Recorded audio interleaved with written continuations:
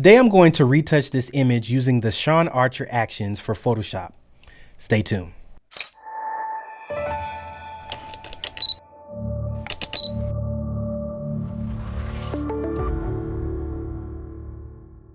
Hey, I'm Chris Manish, content creator for Sweet Gap Incorporated, where we provide solutions using content creation to tell your story. Before I go any further, remember to hit that subscribe button and notification bell if you want to be notified when I post more content. For all my photographers out there who knows about 500pics.com will know Sean Archer. If you don't know about Sean Archer, please check out his work. I absolutely love Sean Archer's work and he's selling his actions. I will leave his information in the description. Just want to let you know Sean Archer is not sponsoring this video. I just believe in supporting artists. All right, let's bring up Photoshop and we have our picture right here. And we are going to open up the Sean Archer Portrait Master action. And so with this action here, to make it easier for me, which you'll see it probably be easy for you to do it also, is you click on this icon right here and you go to button mode. And then button mode, you scroll all the way down. And then you have his actions are right here at the bottom. You start with number one, legacy action, sorry. So the first thing that I'm gonna do is click on legacy action. And it says balance your image, adjust your camera raw filter to get a nice light balance. So I've done that already, so I don't need to do this. But what it does, it takes you to your camera raw so you can balance it the way that you need to. But I've already done that already, so I'm gonna click on OK. So you made all your adjustments and you clicked on OK. And then it says create subject mask. It says continue to open the select and mask window. And so I'm going to walk you through it so I don't have to read all of it. So you'll click on continue. Everything that you see here in red is actually cut out. It's masked for you. So it's going to make our process a whole lot easier. We're going to click on OK. And then it says check your mask, review your mask around the edges to make sure that they mask it out correctly. Like look at the flyaways here. I mean, this thing is doing everything for you. Okay, and let's click on stop. And then when you click on that, it's going to take you to your next step. And this is what I was talking about here. When you need to know what step you need to go to next, it's going to highlight and say, hey, we're not done with the legacy action yet. So we'll click on it one more time. And then it's going to say position the light.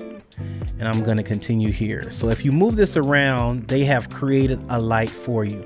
And what they were asking us to do was to put the light on the darker side of the subject. So he wants you to put this light on the opposite end, like it's a vignette that's right behind the subject here.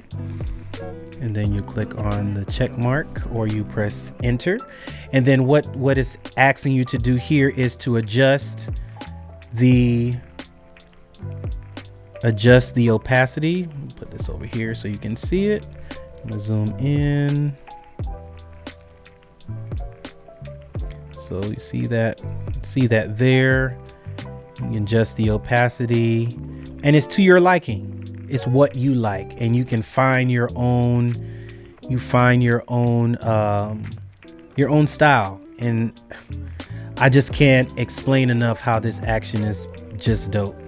Click on OK, and then it says position the light.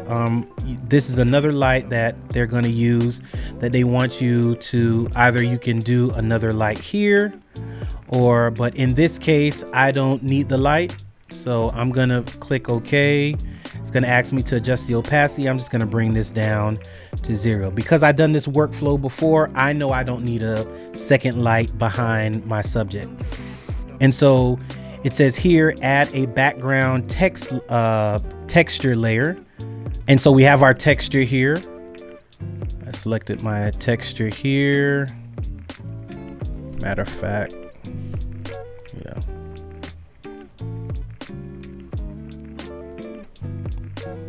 And that looks good.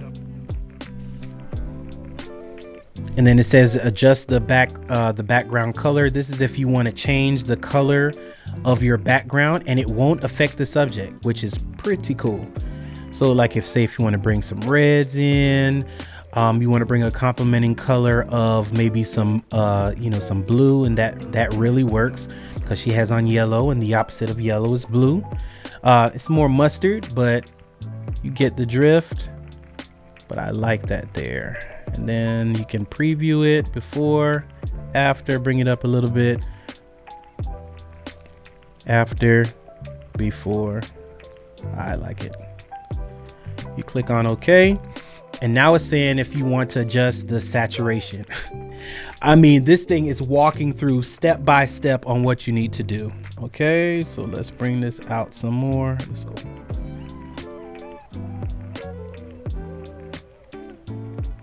So if you want to bring the saturation up, I don't know why you would want to do that, or if you want to desaturate it and it'll go back to its original color. I don't think I need to do anything with the saturation. I've done this one before, so I don't think I need to do anything.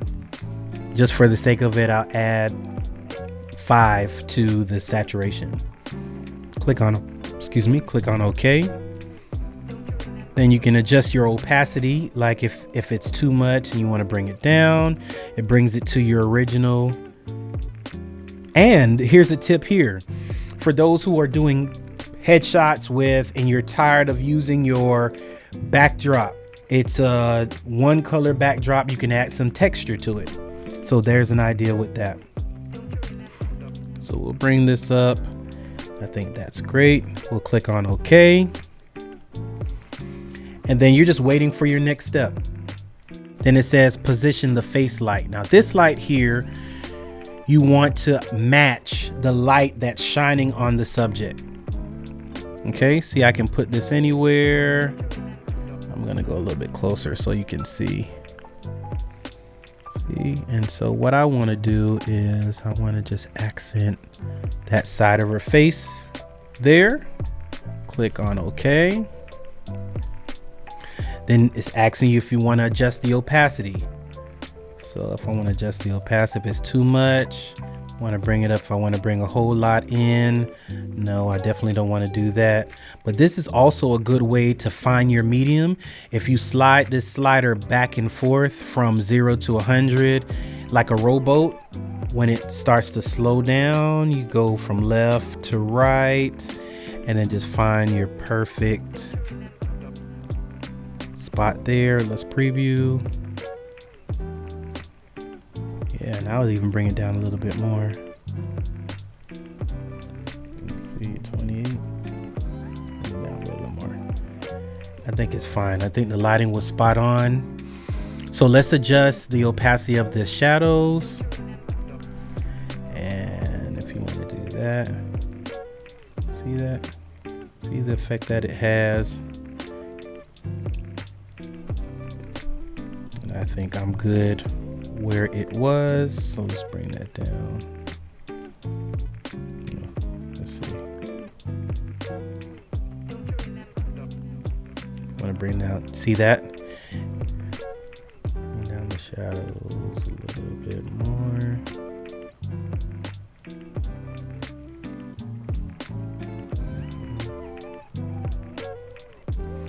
Let's preview it. Zoom out. Ooh, that looks good. That looks really good. I'm just gonna take off a little bit. That looks really good. And so this one, if you want to paint on any additional highlights, this one is where we do the global dodge and burn.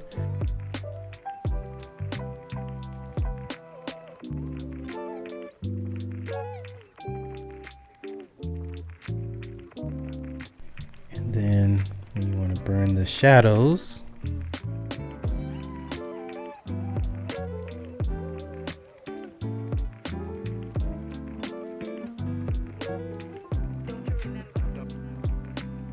okay, so now, see, it's still on legacy action. It says paint on the additional shadows. We did that already. What's next? Then it says your legacy action is complete. So you click on stop. And so now let's go to awesome eyes. So it says paint the mask on the color part of her eyes. Okay, you can definitely do that. And with Sean Archer, most of his models have colorful eyes, and eyes are just my favorite part to photograph. It's also one of my favorite parts to retouch. And so you put a mask on here. Let's make our opacity 100. Let's make our flow 4%. And go here. See that? Let me go here. What you can do is make your flow 100% and it'll be outrageous here, like that. And then what you do, see, that's too much. She looks like a vampire there. So what we're gonna do is they're gonna ask you to adjust the brightness of the iris because they knew that was gonna happen. All right, and then we just take this opacity here and we bring it down. Here's a tip. You can bring your opacity down to 0. And then as you're going up, look at her iris until you find your medium to where you want it to be. I think mine is about right there. So when I preview it, no, that's a little bit too much. All right, let's go down to 10.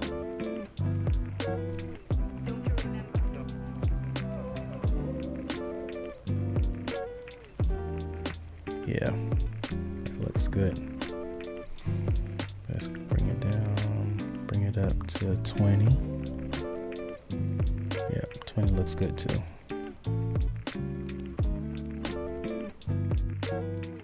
All right, so now you change the color using the color channel. I don't need to change it because her eyes are brown, so I don't really need to change it that much, but you can change the colors here. I'm gonna zoom in so you can see if I wanted to change the color of her eyes, yeah, and go real crazy, but I'm not gonna do that.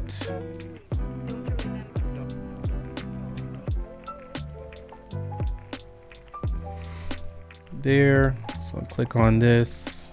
Okay, the sharpness of the iris, so what you need to do is click on continue.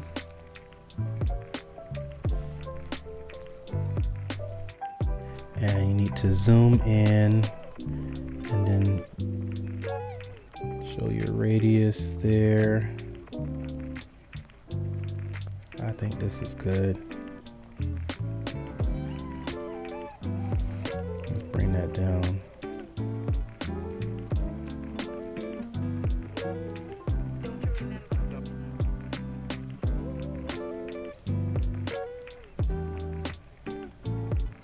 I think 2.4, what it selected was fine. So you click on OK. And then it's saying paint the black parts of the eyeballs, the pupils, and the edges of the iris. Now I'll show you exactly where that is. So look at her eyes here. So the pupils, where it's black, I'm gonna paint over that. And then the edges here, we're gonna do that. And I'm sure they're gonna have on the next one to bring down the opacity. Cause yeah, once you put the black on the irises, it really makes her eyes pop. And so, and now it wants you to paint the white parts. Alright, so paint the white parts here. Everybody can see that.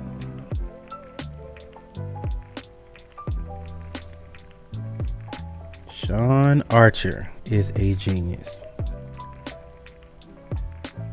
And of course, you know, this being too white doesn't look realistic. See, that doesn't look realistic, so we'll click on Awesome Eyes again. And you'll adjust the whites in her eyes. Bring that down.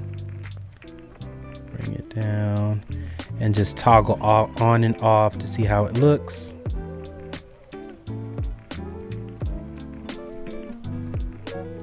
Too white, and then you toggle it on.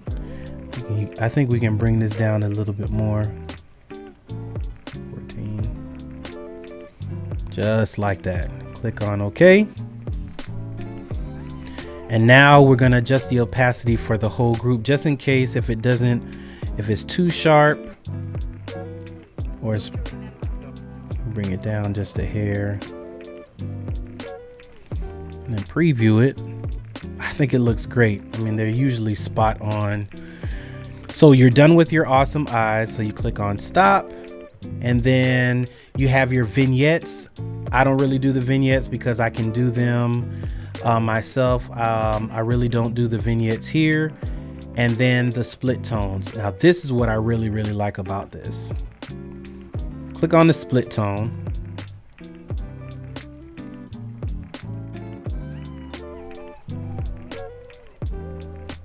This is awesome. You gotta see this. So this is what Sean Archer has done with his action. There are 12 thumbnails here. So what he's done is he said, look, these are the split tones that I have. Which one do you like? Do you like number 1? Do you like number 4? Do you like number 5? I believe I like number 9. Okay. And then what he's done is you can go ahead and close out the thumbnail and then go straight to number 9, tone number 9, and it gives you the split tone that you saw in number 9. Now, if you notice that he has a white mask there, because he knew once you did the split tone, it was going to get on the subject's skin. So you can use your white mask, click on your white mask, make sure you select your brush and make sure your brush is black. And I'm not going to take all of it off, but I'm going to maybe do about half of it. So I'll do about 50%. And then we just take it off. And you barely see it come off. Zoom in a little bit more. But just like that.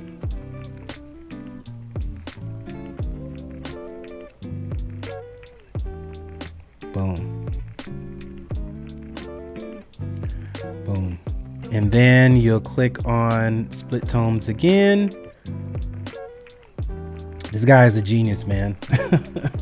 This guy is a genius. And then it says split tones completed, select one. Oh, we already did that. So now we can delete the thumbnail. Boom. And then you can go to finishing FX or effects. And you click on continue.